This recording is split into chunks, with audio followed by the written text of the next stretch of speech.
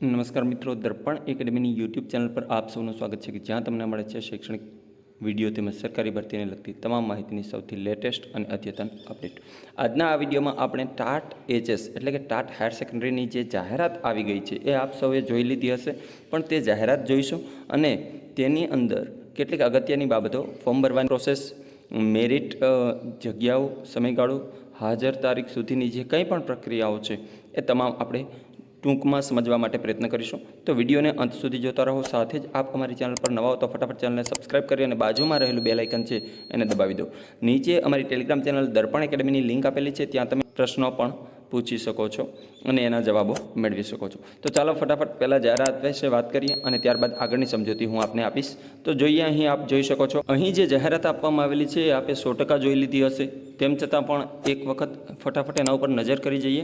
હું માત્ર તમને સરકારી શાળાની જાહેરાત અહીં બતાવું છું, પણ એની સાથે ગ્રાન્ટેડની જે કંઈ અગત્યની સમજૂતી છે એ પણ આપને આપતો જઈશ. તો બંનેની એડવર્ટાઇઝ સેમ છે, પણ કેટલાક ફેરફારો છે એના વિશે પણ આપણે આ વિડીયોની અંદર ચર્ચા કરી લઈએ ફટાફટથી.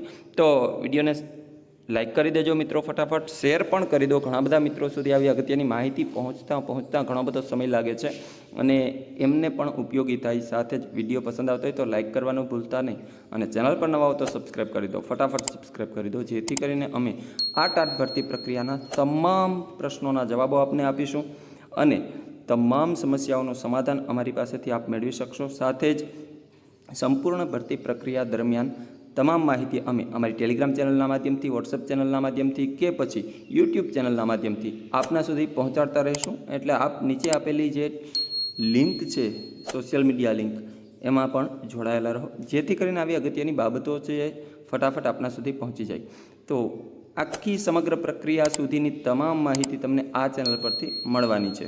તો સૌથી પહેલાં આપણે જાહેરાત જોઈએ. તો જાહેરાત અહીં આપ જોઈ શકો છો, ગુજરાત રાજ્ય માધ્યમિક અને ઉચ્ચતર માધ્યમિક શૈક્ષણિક સ્ટાફની ભરતી માટેની પસંદગી સમિતિ, કમિશનર શાળાઓની કચેરી, બીજો માળ, સમીક્ષા કેન્દ્ર, સેક્ટર 19, ગાંધીનગર. અહીં આપ જોઈ શકો છો કે સરકારી ઉચ્ચતર માધ્યમિક શાળાઓમાં શિક્ષણ સહાયકની ભરતી અંગેની જાહેરાત આવી બીજી જાહેરાત છે એ સરકારીની જગ્યાએ ત્યાં ગ્રાન્ટેડ લખેલું છે, માત્ર એટલો તફાવત છે. અને જાહેરાત ક્રમાંક છે અહીં 04/2024, ત્યાં ગ્રાન્ટેડ શાળાઓની જે ભરતી આવવાની છે એની જાહેરાત છે, એનો નંબર છે 05/2024. અહીં ગુજરાત સરકારનો એક ઠરાવ આપેલો છે અને એ ઠરાવ ક્રમ પણ બંનેમાં થોડો ફેરફાર હશે, પણ હાલ આપણે એ ઠરાવ ક્રમ તમારે વાંચવો હોય તો ટેલિગ્રામ ચેનલની અંદર આ જાહેરાત મેં મૂકેલી છે, ત્યાંથી જોઈ શકશો. અગત્યની વાતો કરીએ તો એ જોગવાઈ અંતર્ગત રાજ્યની સરકારી ઉચ્ચતર માધ્યમિક શાળાઓમાં ગુજરાતી તથા અંગ્રેજી માધ્યમમાં શિક્ષણ સહાયકની પસંદગી અંગે તમામ જિલ્લા શિક્ષણાધિકારીશ્રીઓની કચેરી મારફત મળેલ નીચે મુજબની અંદાજિત ખાલી જગ્યાઓ છે મિત્રો. જગ્યાઓ 99.99% વધી શકે છે. 99.99% જગ્યાઓ વધી શકે છે ભરતી પ્રક્રિયા પૂર્ણ થાય ત્યાં સુધીમાં, ગમે ત્યારે. આ યાદ રાખી લેજો અને જ્યારે જગ્યાઓ વધે ત્યારે અમને ફરીથી યાદ કરજો. ઓકે, તો અંદાજિત જગ્યાઓ જે આપેલી છે એ અંદાજિત છે. જગ્યાઓ પર શિક્ષણ સહાયકની નિમણૂક અર્થે દ્વિસ્તરીય ટાટ એચએસ 2023ના ગુણને આધારે મેરિટના ધોરણે પસંદગી યાદી તથા પ્રતીક્ષા યાદી તૈયાર કરવા માટે નીચે જણાવેલ વેબસાઇટ ઉપર ઉલ્લેખ કરેલ સૂચનાઓ તેમજ સરકારશ્રીના સ્થાયી ઠરાવો મુજબ શૈક્ષણિક અને વ્યાવસાયિક લાયકાત ધરાવતા દ્વિસ્તરીય ટાટ હાયર સેકન્ડરી 2023 પરીક્ષામાં 60% કે તેથી વધુ ગુણ મેળવનાર ઉમેદવારો પાસેથી નિયત નમૂનામાં ઓનલાઈન અરજીઓ મંગાવવામાં આવે છે. અરજી કરનાર ઉમેદવારોની ઉંમર અરજી કરવાની છેલ્લી તારીખે 39 વર્ષ કરતાં વધુ હોવી જોઈએ નહીં. અનામત વર્ગના ઉમેદવારોને વયમર્યાદામાં નિયમાનુસાર છૂટછાટ મળવાપાત્ર રહેશે. તો અહીંયા કેટલી અગત્યની વાતો કરી છે, તો કે સૌથી અગત્યની વાત એ છે કે માત્ર 2023માં લેવાયેલી જે ટાટ દ્વિસ્તરીય પરીક્ષા છે એ જ વેલિડ ગણાશે. એની સાથે જ માત્ર ટાટ દ્વિસ્તરીયમાં બીજી પરીક્ષા જે આપી ટાટની, એની અંદર જેણે 120 કે તેથી વધારે માર્ક મેળવ્યા છે તેવા લોકો જ અરજી કરી શકશે. બીજું કોઈ પણ જાતનું મેરિટ અહીં ધ્યાને લેવામાં આવશે નહીં. અને બીજી અગત્યની વાત કે સરકારી શાળામાં જો તમે અરજી કરવા માંગો છો તો 39 વર્ષ ઉંમર મર્યાદા હોવી જોઈએ. પણ ધ્યાનથી સમજજો મિત્રો, વિડીયોને અંત સુધી જોજો. આવી નાની નાની બાબતો કે જે ઘણા બધા પ્રશ્નો આવે છે. જો તમે ગ્રાન્ટેડ શાળામાં અરજી કરવા માંગો છો તો ત્યાં તમારે ઉંમર મર્યાદા કોઈ જ બંધનરૂપ રહેતી નથી. એટલે તમે 45 વર્ષે પણ ત્યાં અરજી કરી શકો છો. એટલે જે લોકોને ઉંમરની વિસંગતતા હતી એ દૂર થઈ ગઈ હશે. 39 વર્ષ જે છે જનરલ કેટેગરી માટે છે સરકારી શાળાઓમાં. બાકીની કેટેગરીઓને પોતાની કેટેગરી પ્રમાણે જે કંઈ પણ છૂટછાટ મળવાપાત્ર છે એ મળે જ છે, એટલે એની કોઈ જ ચિંતા કરતા નહીં. સાથે જ જો મહિલા કેટેગરી છે તો એને જે કંઈ છૂટછાટ મળવાપાત્ર છે એ પણ મળે છે. અરજી કરવા માટેની સમયમર્યાદાની વિગતોની વાત કરીએ તો આ જાહેરાતમાં તમે જોયું છે, પણ છતાં એક વખત ઝડપથી ફટાફટ જોઈ લઈએ કે એ પહેલાં આપ ચેનલને સબસ્ક્રાઈબ હજુ નથી કરી, સબસ્ક્રાઈબ ફટાફટ કરી દો. નિયત લાયકાત ધરાવતા ઉમેદવારો ઉચ્ચતર માધ્યમિક વિભાગ માટે તારીખ 10/10/2024 થી 21/10/2024 રોજ રાત્રિના 11:59 એટલે કે 12 વાગ્યા સુધીમાં http://www.gserc.in વેબસાઇટ ઉપર મૂકવામાં આવેલ સૂચનાઓ મુજબ ઓનલાઈન અરજી કરી શકશે. તો મિત્રો, અરજી કેવી રીતના કરવી એની સમગ્ર પ્રોસેસ અમે આપને સમજાવીશું. ફોર્મ કેવી રીતના ભરવું એ પણ કહેશું, અને જાહેરાતની ડિટેલની તમામ માહિતી પણ અમે અમારા આ સોશિયલ મીડિયાઓના માધ્યમથી આપના સુધી પહોંચાડશું. એટલે તમે જોડાયેલા રહો અમારી સાથે. નાના નિયમો હશે એની પણ આપને અમે જાણ કરીશું. ઓનલાઈન અરજી કરતી વખતે ઉમેદવારે તમામ વિગતો અરજીપત્રકમાં ભર્યા બાદ તેની ખાતરી કરીને જ નિયત ફી ભરવાની રહેશે. એટલે કે તમે જે એક વખત માહિતી આપો છો, ડિટેલ ભરો છો, એને પહેલાં ચેક કરી લો અને પછી ફી ભરો. ફી ભર્યા બાદ જે તમારી અરજી છે એ કન્ફર્મ થઈ જશે. હવે કન્ફર્મ થઈ ગયા પછી જો તમને કોઈ ભૂલ ધ્યાને આવે તમારા ફોર્મની અંદર તો તમે એને સુધારી શકો છો. પણ એ કેવી રીતના સુધારી શકો છો? તો કે તમારે જે અરજી કરી છે એને વિડ્રો કરવાની રહેશે. તમે વિડ્રો અરજી કરશો એટલે તમારી અરજી ત્યાંથી ડિલીટ થઈ જશે. તમારે ફરીથી નવી અરજી કરવાની રહેશે. પરંતુ તમે જે ફી ભરી છે એ ફી તમને રિફંડેબલ નહીં હોય. એટલે બીજી વખત વિડ્રો કર્યા બાદ ફરી અરજી કરો છો ત્યારે તમારે ફરીથી ફી ભરવાની રહેશે. આ નિયમ પણ ત્યારે તમને જણાવી દેશું. પુનઃ ફી ભરી અને અરજી કન્ફર્મ કરી સમયમર્યાદામાં ફી ભરેલ નહીં હોય તેવા ઉમેદવારોની અરજી જે છે એ સ્વીકારવામાં આવશે નહીં. હવે જગ્યાઓની વાત કરીએ તો અહીં અંદાજિત જે જગ્યાઓ છે એ સરકારી શાળાઓની અંદર ગુજરાતી માધ્યમની 1603 છે. એ સિવાય અંગ્રેજી માધ્યમની 5 જગ્યાઓ છે. એમ ગુજરાતી અને અંગ્રેજી માધ્યમની કુલ મળીને 1608 સરકારી શાળાઓમાં જગ્યાઓ છે, જે અમે કાલે મેસેજ મૂક્યો હતો. ત્યારબાદ ગ્રાન્ટેડ શાળાઓની વાત કરીએ તો ગ્રાન્ટેડ શાળાઓમાં ગુજરાતી માધ્યમની જે જગ્યાઓ છે 2416 જગ્યાઓ ઉચ્ચતર માધ્યમિક શાળાઓની અંદર આવનારી છે. અને અંગ્રેજી માધ્યમની 63 જગ્યાઓ છે, જ્યારે હિન્દી માધ્યમની જે છે એ 5 જ જગ્યાઓ આવવાની છે. સરકારી શાળાઓમાં હિન્દી માધ્યમમાં એક પણ જગ્યાઓ અહીં દર્શાવેલી નથી. એટલે ગ્રાન્ટેડની કુલ 2484 અને જે સરકારી શાળાઓ છે એની કુલ 1608 જગ્યાઓ આવવાની છે. પ્રસ્તુત જાહેરાતમાં નિર્દેશ કરેલ અંદાજિત ખાલી જગ્યાઓમાં ફેરફારને આધીન છે. એટલે આ જગ્યાઓ મિત્રો મેં આગળ કીધું એમ વધવાની 99.99% શક્યતાઓ છે. બાકી તો આવનાર સમય જ દર્શાવે છે. વર્ગ ઘટાડા તથા અન્ય વહીવટી કારણોસર જગ્યા રદ થાય તેવી ખાલી જગ્યા ઉપર ઉમેદવારનો કોઈ હક દાવો રહેશે નહીં. પસંદગી સમયે ખરેખર ઉપલબ્ધ ખાલી જગ્યાઓ ઉપર જ ઉમેદવારોને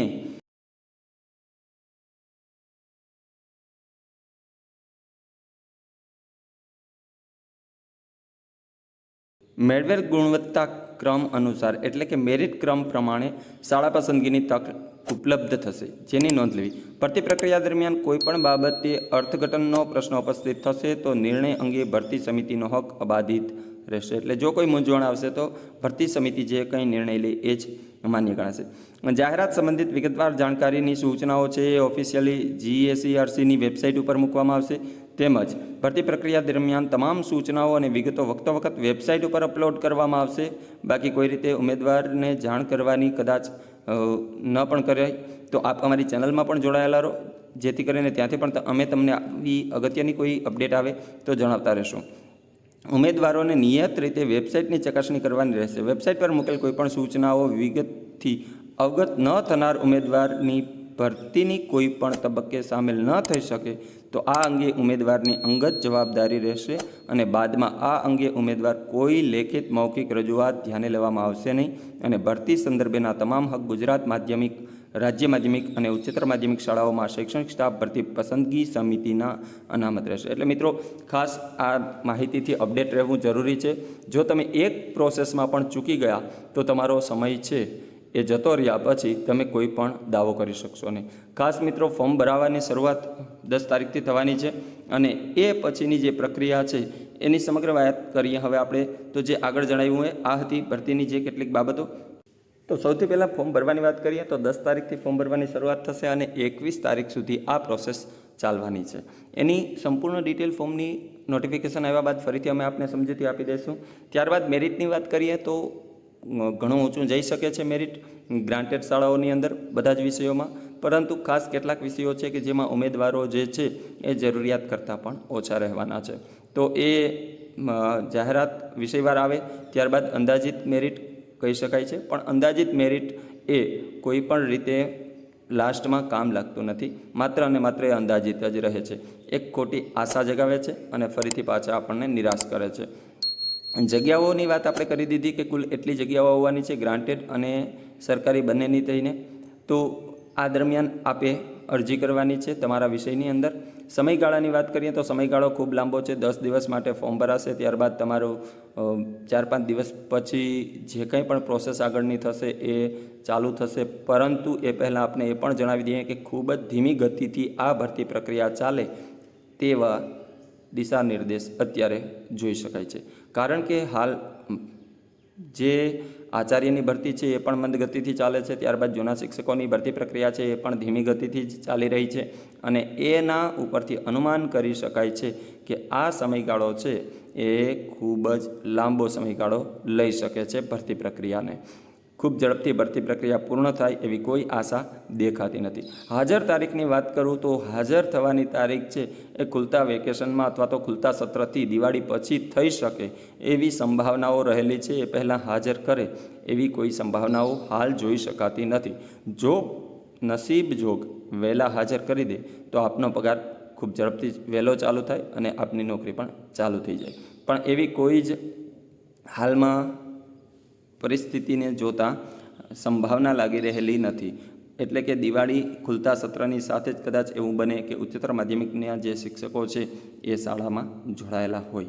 અને એ સિવાય કેટલીક જે વચ્ચેની સમયગાળાની વાત કરું તો તમારે ભરતીની અંદર ફોર્મ ભર્યા બાદ તમારું ડોક્યુમેન્ટ વેરિફિકેશન થશે. ડોક્યુમેન્ટ વેરિફિકેશન થયા બાદ પ્રોવિઝનલ મેરિટ આવશે, વાંધા અરજીઓ મંગાવશે, વાંધા અરજીઓ બાદ ફાઇનલ મેરિટ આવશે, ફાઇનલ મેરિટ બાદ સ્કૂલ સિલેક્શન આવશે, સ્કૂલ ચોઇસ કર્યા બાદ ફરીથી સ્કૂલ એલોટમેન્ટ આવશે અને સ્કૂલ એલોટમેન્ટ આવ્યા બાદ આપને હાજર કરશે. એટલે આ પ્રોસેસ ઘણી લાંબી છે. એટલે જાહેરાત માત્ર આવી છે આજે, ફોર્મ ભરાવાની શરૂઆત હજુ થઈ નથી. 10 તારીખથી ફોર્મ ભરાવાની શરૂઆત થવાની છે અને ત્યાં સુધી આપે રાહ જોવાની છે.